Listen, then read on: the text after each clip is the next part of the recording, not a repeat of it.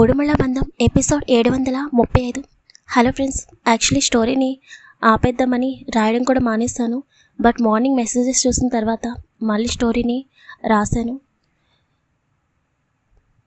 మెసేజెస్కి respond అయిన ప్రతి ఒక్కరికి థ్యాంక్ యూ వెరీ మచ్. స్టోరీలోకి వెళ్ళిపోదాం. వైష్ణవి రామ్మూర్తి వైపు చూస్తూ ఎందుకు ఆఫీస్కి వచ్చారు అని అడుగుతుంది. నీతో చాలా ఇంపార్టెంట్ విషయం గురించి చెప్పాలి వైష్ణవి అని రామ్మూర్తి అనగానే, చూడండి అంకుల్, మీరు ఏం చెప్పాలని అనుకుంటున్నారో నాకు తెలుసు. ప్లీజ్ దయచేసి నన్ను నా భర్తని దూరం చేయాలని అస్సలు చూడకండి అని వైష్ణవి కోపంగా అంటుంటే, ప్రతిసారి భర్త భర్త అని అంటున్నావు. ఆ భర్తే నిన్ను మోసం చేస్తున్నాడని నీకు తెలుసా అని రామ్మూర్తి కూడా కోపంగా అంటుంటే, ఏం మాట్లాడుతున్నారు మీరు? నా భర్త నన్ను మోసం చేయడమేంటి? ఇష్టం వచ్చినట్టు మాట్లాడకండి. అందుకే నాకు మీతో మాట్లాడాలని అనిపించదు. దయచేసి ప్లీజ్ ఇక్కడి నుండి వెళ్ళిపోండి అని వైష్ణవి కొంచెం సీరియస్గా చెప్పగానే, నా మాట నువ్వు నమ్మవని నాకు తెలుసు. అందుకే నేను ప్రూఫ్స్తో సహా నీ దగ్గరికి వచ్చాను. నీ భర్త నిన్ను మోసం చేస్తున్నాడో లేదో ఇప్పుడే నీకు తెలిసిపోతుంది అని రామ్మూర్తి చెప్పగానే, నా భర్త గురించి నాకు కంప్లీట్గా తెలుసు. ఒకరు చెప్తే వినే స్టేజ్లో నేను లేను. ఈ ప్రపంచంలో నేను నమ్మేది నా విక్రమ్ని మాత్రమే అని వైష్ణవి కూడా అంతే సీరియస్గా చెప్తుంది. రామ్మూర్తి చిన్నగా నవ్వుతూ, అవునా, నువ్వు ఈ ప్రపంచంలో ఎక్కువగా నమ్మేది నీ భర్తనని నాకు కూడా తెలుసు. సరే, అదంతా వదిలేసే కానీ నేను నిన్ను ఒక ప్రశ్న అడుగుతాను, కరెక్ట్గా సమాధానం చెప్పు.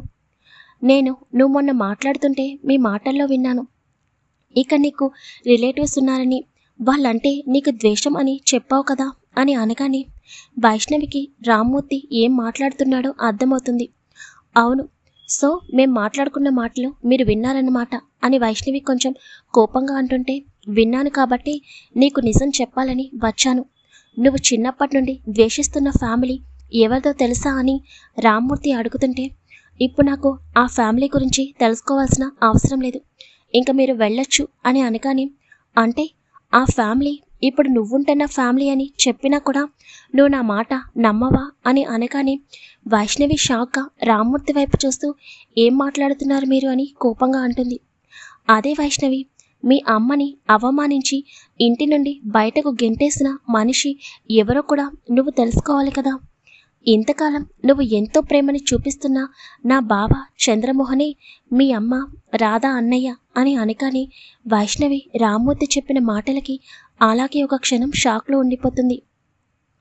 తర్వాత రామ్మూర్తి వైపు కోపంగా చూస్తూ, సో ఆ రోజు నా మాటలు విన్నారు కాబట్టి మీరిలా నా అత్తవారింటి గురించి చెడుగా చెప్తే నేను నా భర్తని వదిలేసి వెళ్ళిపోతానని అనుకుంటున్నారా? మీరు చెప్పిన మాటలు నేను అస్సలు నమ్మను. ఇదంతా మీరు కావాలని చేస్తున్నారు. ఎందుకంటే మొదటి నుండి నేను మీకు అస్సలు ఇష్టం లేదు.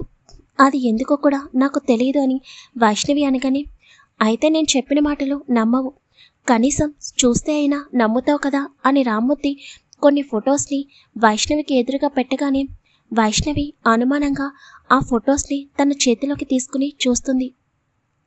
అవి తన తల్లి రాధాగారి ఫొటోస్. అలాగే అందులో చంద్రమోహన్ గారితో దిగిన ఫొటోసు, అలాగే రాజేశ్వరి చంద్రమోహన్ గారికి మ్యారేజ్ అవుతున్నప్పుడు రాధాగారు దిగిన ఫొటోస్, ఇంకా రాజేశ్వరి రాధాగారు కాలేజ్ ఫొటోస్, అవి చాలా ఫొటోస్ని చూడగానే వైష్ణవి షాక్గా చైర్లో నుండి లేచి నుంచుంటుంది. ఏంటి, ఇవి కూడా నేను గ్రాఫిక్స్ చేసి తీసుకొచ్చానని అనుకున్నావా? ఒక విషయం గమనించావా? అసలు నీ తల్లిదండ్రులని ఇప్పటి వరకు మేమెప్పుడూ చూడలేదు. అలాంటిది నీ తల్లి ఎలా ఉంటుందో నాకు తెలియదు. మరి నేను ఎలా నీ తల్లి ఫొటోస్ని మార్ఫింగ్ చేసి తీసుకొస్తాను? ఆ విషయం గుర్తుపెట్టుకుని నేను చెప్తుంది నిజమని ఇప్పటికైనా తెలుసుకుని కళ్ళు తెరువు. నువ్వు ఎంతో ప్రాణంగా ప్రేమిస్తున్నా నీ భర్త నీకు సొంత బావ అవుతాడు. నువ్వు నీ చిన్నప్పటి నుండి ఎవరినైతే ద్వేషిస్తున్నావో వాళ్ళ ఇంటికే నువ్వు కోడలుగా వచ్చావు. నువ్వు ఎంతో ప్రాణంగా ప్రేమిస్తున్న నీ భర్తని నువ్వు చిన్నప్పటి నుండి ద్వేషిస్తున్నావు. ఇప్పటికైనా నమ్ముతావా అని రామ్మూర్తి అనగానే అప్పటికే వైష్ణవి కన్నీళ్ళనేవి చెంపల మీదుగా జారిపోతుంటే కన్నీళ్లతో రామ్మూర్తి వైపు చూస్తుంది.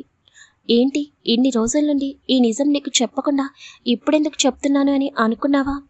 ఎందుకంటే ఒకసారి నా అల్లుడి చేతిలో నువ్వు మోసపోయింది చాలు.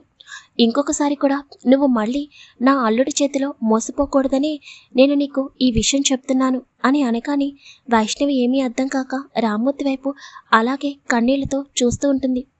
నాకు తెలుసు ఇప్పుడు నువ్వు ఎంత బాధని అనుభవిస్తున్నావో, కానీ నీకు ఒక ఇంపార్టెంట్ విషయం చెప్పనా? నీ భర్త, అదే నా అల్లుడు విక్రమాదిత్య ఉన్నాడు కదా, తనకి నువ్వు పెళ్లి చేసుకోక ముందు నుండే నువ్వు తన మరదలు అని తెలుసు. అన్నీ తెలిసే నిన్ను పెళ్లి చేసుకున్నాడు అని రామ్మూర్తి చెప్పగానే వైష్ణవి అలాగే బొమ్మలాగా బిగుసుకుపోతుంది. రామ్మూర్తి లోపలే నవ్వుకుంటూ పైకి మాత్రం బాధని నటిస్తూ, నిజం వైష్ణవి, మొదట్లో నేను నీపై కోపం తెచ్చుకుంది నిజమే. ఎందుకంటే నేను విక్రమాదిత్యని చిన్నప్పటి నుండి నా అల్లుడుగా అనుకుంటూ వచ్చాను.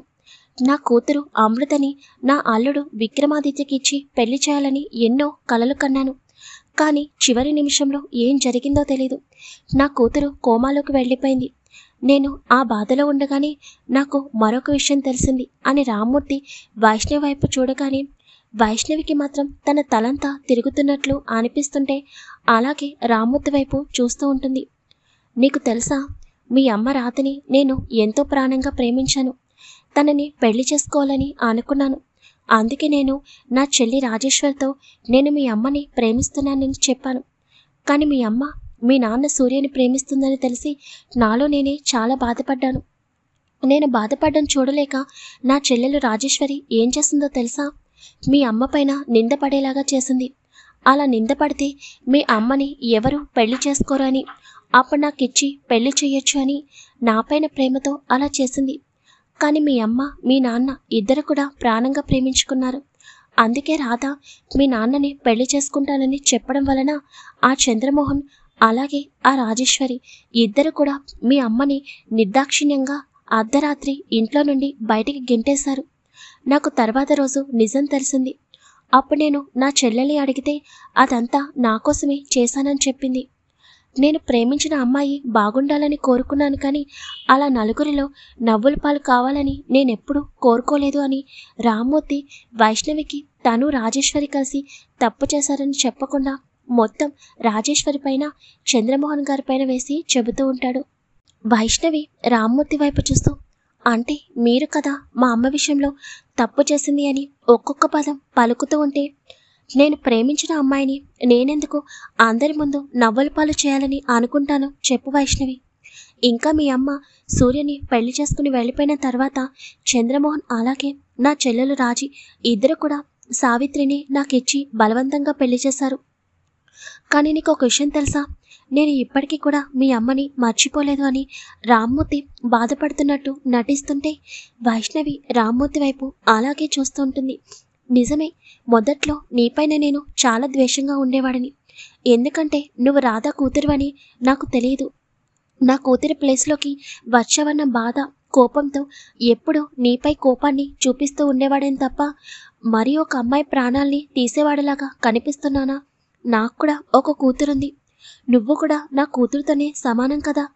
కానీ మొదట్లో నా కూతురెలా బెడ్ పైన ఉండడం, నువ్వు విక్రమ్ని పెళ్లి చేసుకోవడం వలన నీపై అలా కోపాన్ని చూపించాను. కానీ నాకు అసలైన నిజం ఎప్పుడు తెలిసిందో అప్పటి నుండి నేను నీ జోలికొచ్చానా అని రామ్మూర్తి బాధగా అంటుంటే వైష్ణవికి కూడా రామ్మూర్తి చెప్పింది నిజం అని అనిపిస్తుంది. ఒక పక్కన విక్రమ్ తన బావ అని తెలియడం, అందులోనూ విక్రమ్కి తమ పెళ్లికి ముందే వైష్ణవి తన మరదులని తెలియడం అన్నీ గుర్తుకొస్తుంటే విక్రమ్ పైన చెప్పలేనంత కోపం, అలాగే తను ఎవరినైతే ద్వేషించిందో ఆ ఇంటికి కోడలుగా వెళ్ళానన్న బాధ అన్నీ కలగలిపి వైష్ణవిలో కోపాన్ని పెంచుతూ ఉంటే దానికన్నా తన మనసు ముక్కలైపోతున్నట్లు అనిపిస్తుంటే తను ఎవరినైతే ప్రాణంగా ప్రేమించిందో అలాంటి తన భర్త తనని మోసం చేసి పెళ్లి చేసుకున్నాడని అర్థం అవుతుంటే వైష్ణవి మనసు అనేది 1000 ముక్కలవుతుంది. తన కంట్లో నుండి కన్నీళ్ళనేవి అలాగే చెంపల మీదుగా జారిపోతూ ఉంటాయి. తనకొక్కసారిగా తన తలంతా పట్టేసినట్లు అనిపిస్తుంటే ఎదురుగా ఉన్న రామ్మూర్తి కూడా మసగ్గా కనిపిస్తూ ఉంటాడు. రామ్మూర్తి వైష్ణవి అని పిలవగానే వైష్ణవి అలాగే రామ్మూర్తి వైపు చూస్తుంది. ఇప్పుడు నేను ఈ విషయం ఎందుకు చెప్తున్నానో తెలుసా? కొన్ని రోజుల క్రిందట నాకు ఒక విషయం తెలిసింది. కానీ అసలు నా కళ్ళెదురుగా ఉన్నవాళ్ళు ఇలాంటి పని చేస్తారని నేను అస్సలు ఊహించలేదు తెలుసా అని రామ్మూర్తి అంటుంటే వైష్ణవికి మాత్రం ఏమీ అర్థం కాదు. ఒకరోజు నా మనసేమీ బాగోక నేను టెర్రస్ పైకి వెళ్ళాను. అదే సమయంలో మీ మావయ్య, అదే నా బావ చంద్రమోహన్, అలాగే నా అల్లుడు విక్రమ్ ఇద్దరు కూడా మాట్లాడుకుంటున్నారు. వాళ్ళిద్దరూ మాట్లాడుకుంటుండగా నాకు అనుమానం వచ్చింది. కానీ వాళ్ళు మాట్లాడుకున్న మాటలు విన్న తర్వాత నేను అలాగే బొమ్మలాగా ఉండిపోయాను. మనుషులు ఇంత దారుణంగా ఉంటారా అని అనిపించింది.